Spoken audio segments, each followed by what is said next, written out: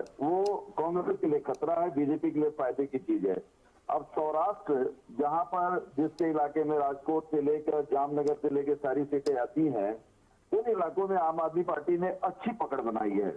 काफी संपन्न इलाका है और एक समय में कभी वीरान इलाका होता था, लेकिन उन लोगों ने मेहनत करके देश और विदेश में अपने झंडे बुलंद किए। उनके पास हार्दिक पैसे पटेल की को भी कमी बड़ी नहीं है। जिम्मेदारी दी गई है कैप्टन आई सिंह साहब, और 35 से 50 वोट्स के आंकड़े का भी हेरफेर होता है।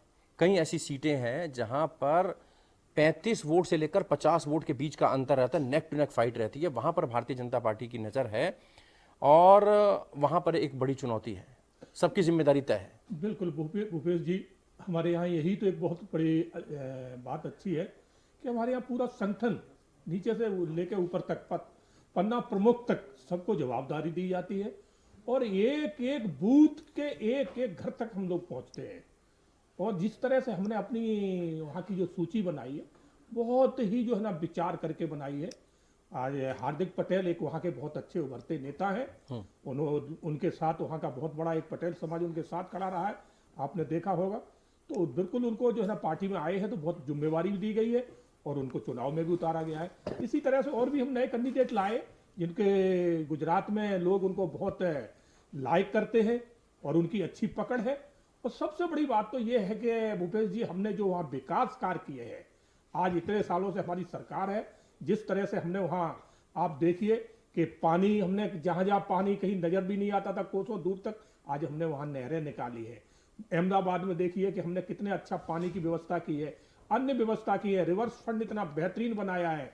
और केवड़िया एक ऐसी जगह थी जिसको लोग जानते भी नहीं थे, आज वर्ल्ड की हमने सबसे पर्यटन जगह बनाई है वो।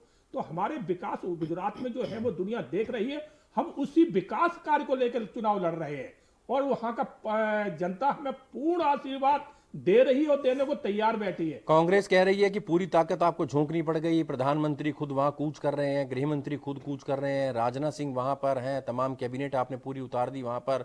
गुजरात इकाई के बस की बात नहीं रह गई है अब वहां पर अकेले दम पर चुनाव जीतना, इसलिए केंद्र का सहारा लिया जा रहा है। नहीं भूपेश जी, आप ये देखिए, हमारे पार्टी के नेता हैं तो हम तो कहीं भी कोई चुनाव लड़ते हैं तो पूरी ताकत लगाते हैं, हल्के में लेकर नहीं लड़ते। और फिर हमारे जो वरिष्ठ नेता हैं, इनको तो ये तो आगे होके आते ही है। हम तो एक पार्षदी का चुनाव लड़े, वहां भी हमारे वरिष्ठ नेता सब जाते हैं। तो कांग्रेस के पास आज कहने के अलावा और कुछ नहीं है, क्योंकि नेता उनके पास है नहीं।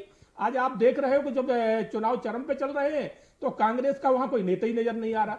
तो कांग्रेस क्या है, गुजरात से ही नहीं पूरे भारत से धीरे धीरे खत्म हो चुकी है। उनके पास एक राहुल गांधी है, उसके अलावा राहुल गांधी को भी लोग जो है ना भारत में नकार चुके हैं। अब आप भूपेश जी, मैं बहुत अच्छी बात आपको बताने दे रहा हूं कि उनकी जो भारत जोड़ो यात्रा चल रही है उसमें बहुत सारी खमियां हैं। अब जो गुजरात में चुनाव हो रहा है वो गुजरात से निकल ही नहीं रहे, उसके साइड से निकल रहे। और जहां उनकी जरूरत नहीं थी, जहां चुनाव नहीं चल रहे थे, केरल में उन्होंने 18 दिन दे दिए, इसी तरह से तेलंगाना में दे दिए, मगर गुजरात जहां चुनाव चल रहा है वहां वो आ ही नहीं रहे। प्रगति जी, क्या स्ट्रेटेजी आपकी भारतीय जनता पार्टी के आरोप का कैसे जवाब देते हैं? यहां पर पूरी ताकत लगा रखी है